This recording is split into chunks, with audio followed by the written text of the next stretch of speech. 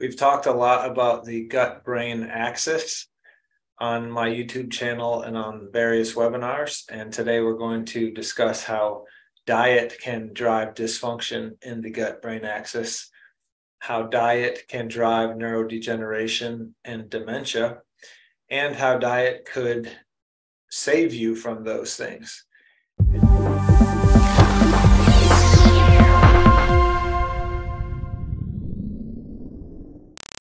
And so this study we're going to look at is from 2019, and it's entitled Dietary Fructose-Induced Gut Dysbiosis Promotes Mouse Hippocampal Neuroinflammation, a Benefit of Short-Chain Fatty Acids. So a mouthful, but basically this is a mouse study looking at how does a high fructose diet impact the gut or the brain, and how does the gut microbiome play a role if it does play a role. And so again, we are not mice, but in science you study first, kind of the order of studies is on cells in a petri dish, and then on mammals of some sort, and then into humans. And so this is a mammal study using mice. There have been human studies as well.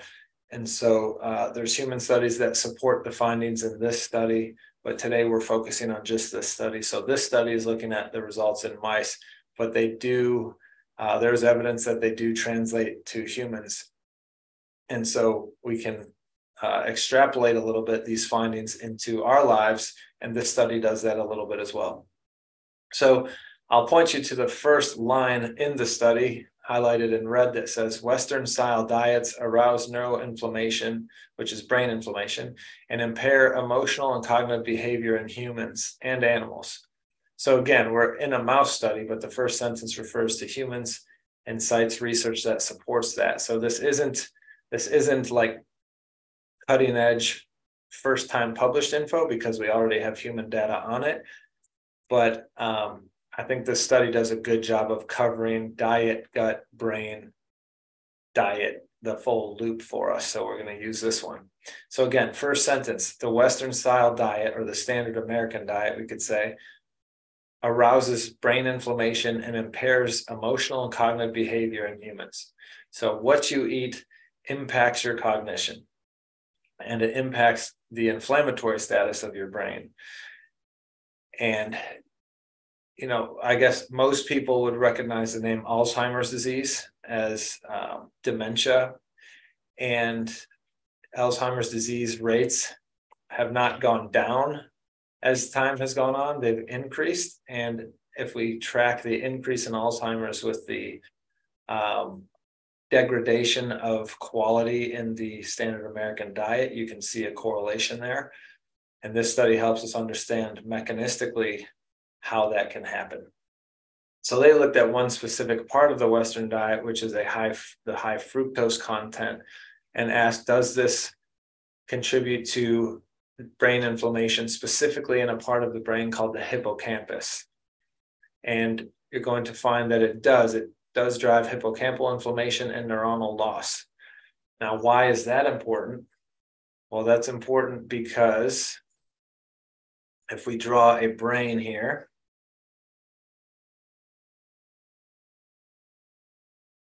this is like a cartoon brain looking at it from the side. So your eyes would be here. So that's a Simpson's nose. Oh, and a big chin. But anyway, you've got the brain, and then deep in the brain, so in this area, you've got the hippocampus. And the hippocampus is part of the temporal lobe, and the hippocampus is what controls short-term memory and many other things, including the circadian rhythm of cortisol. So if our diet can drive inflammation and neuronal loss in the hippocampus, or shrinking of the hippocampus, that shrinking or atrophy of the hippocampus is part and parcel of what happens in dementia and Alzheimer's. So dietary induced Alzheimer's is a way we could look at this. So we don't want to lose our hippocampus, because then we lose our short-term memory. We stop recognizing our family, and we end up demented. And we also likely will have issues with cortisol and stress physiology, because the hippocampus has the most cortisol receptors per capita, you could say, in the brain. So very, very important part of the brain that we don't want to lose. So let's dive in further here.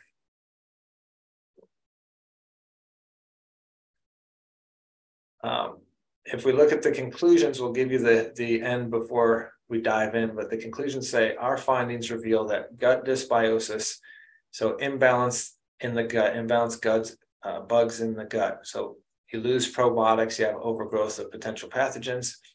This gut dysbiosis is a critical factor for high fructose diet-induced hippocampal inflammation, possibly mediated by impaired intestinal epithelial barrier, so leaky gut, you could say.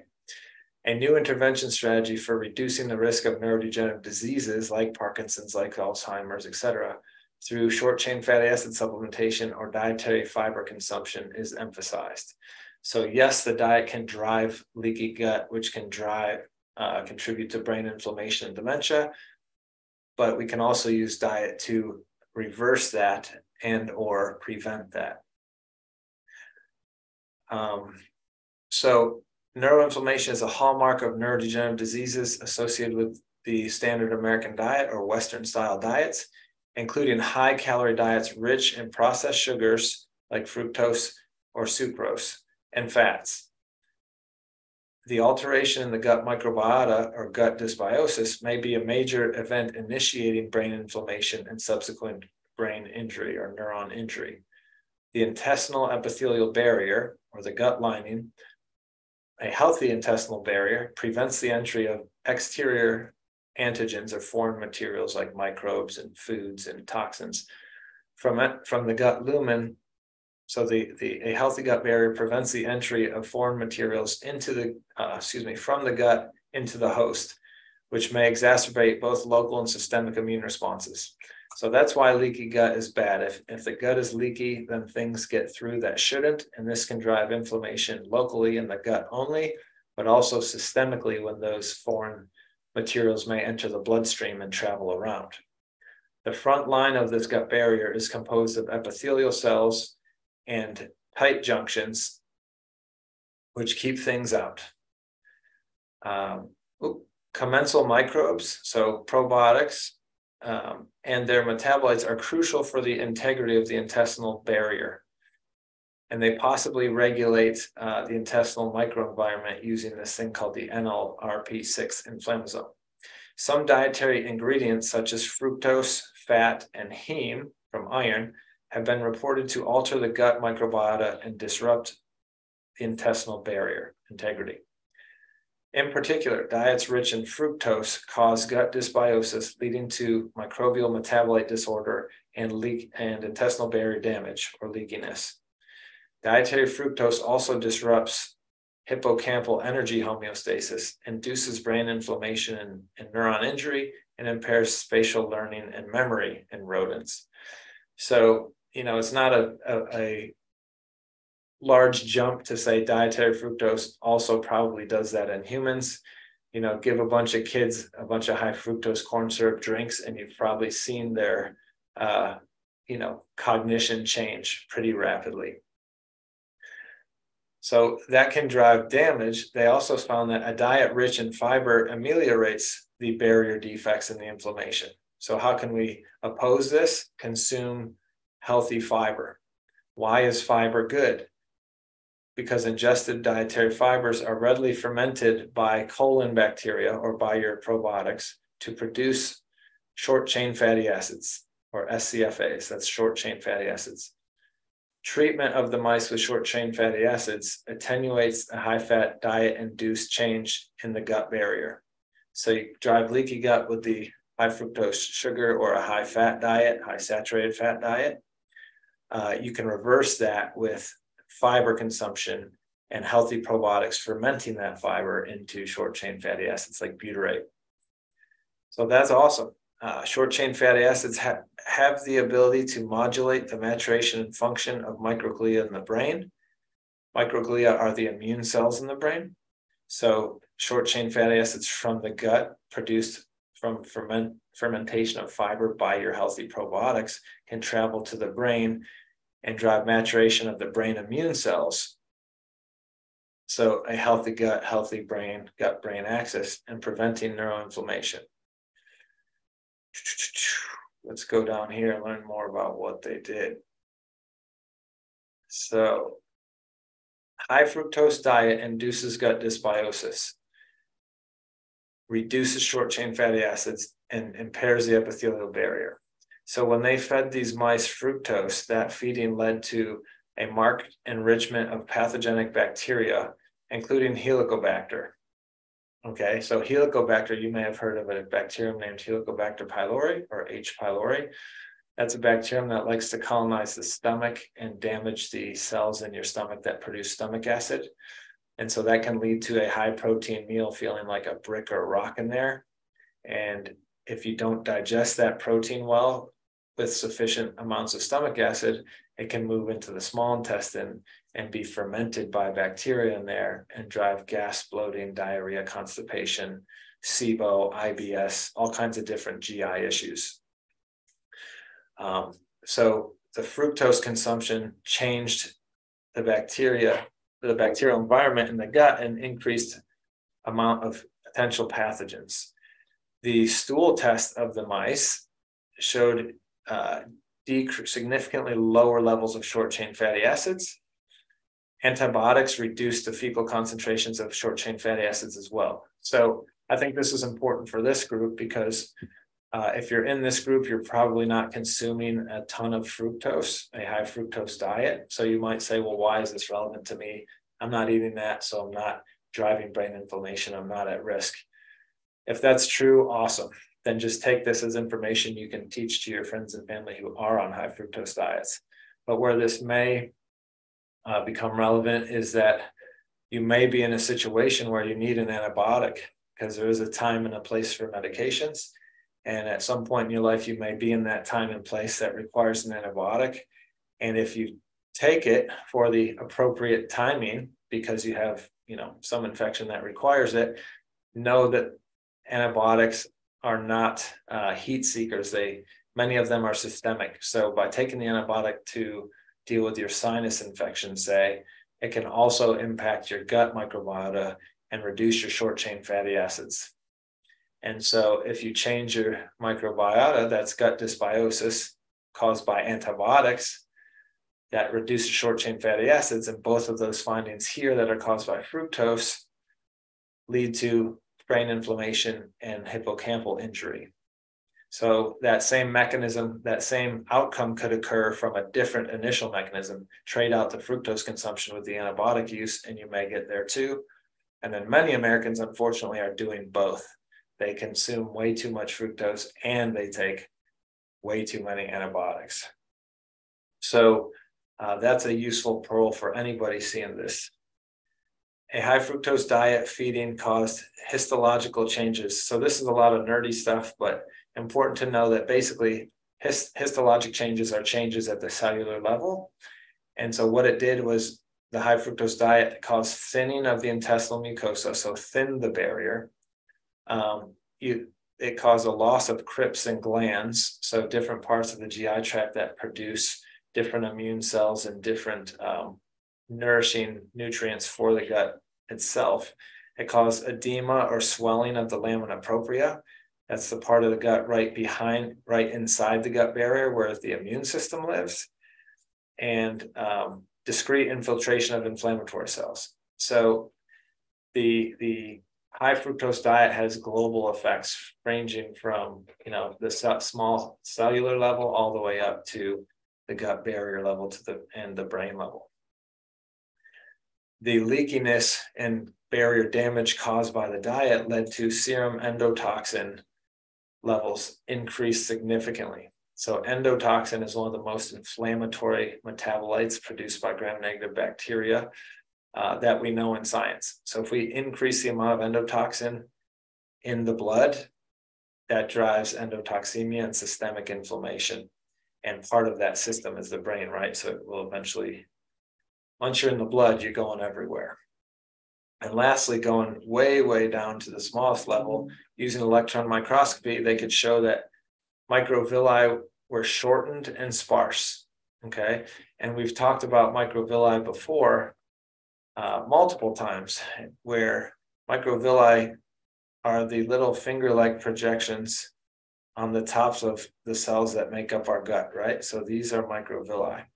And that's a nice, healthy microvillus, group of microvilli. And what they do is you see how it looks kind of like a brush. So this whole area can be termed the brush border. And they produce brush border enzymes, which are the final step to digest different sugars and peptides, amino acids, and fats for absorption. So a healthy brush border leads to healthy digestion. But as you see over here, it showed short and sparse microvilli. So what they saw with the electron microscope was short ones and sparse. So you had shorter and you had less, okay? Well, there's a disease called celiac disease where you get villus atrophy or loss of microvilli, or they flatten out, right? You chop the heads off all of them, and then your cells look like this. And the last, food molecules that are supposed to be digested by enzymes from these guys don't get digested. So they kind of bounce off here and sit around in the gut and then have to be quote unquote digested by inflammation, or they drive inflammation, or they enter, parts of the body where they shouldn't be and drive inflammation. So the high fructose diet was damaging the brush border in a way that looks like celiac. That's not good. We don't want that. All right, so let's keep going. This gets real interesting down here. We talked about that. All right, here we go.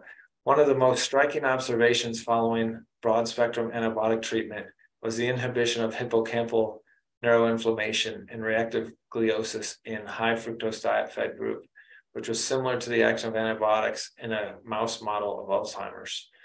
So in this case, what they did was after they fed the high fructose diet to the mice and drove the brain inflammation and the reactive gliosis, because the diet caused dysbiosis in the gut or an imbalance in bugs, then they added the antibiotic and wiped out the bugs, and the inflammation went down in the brain.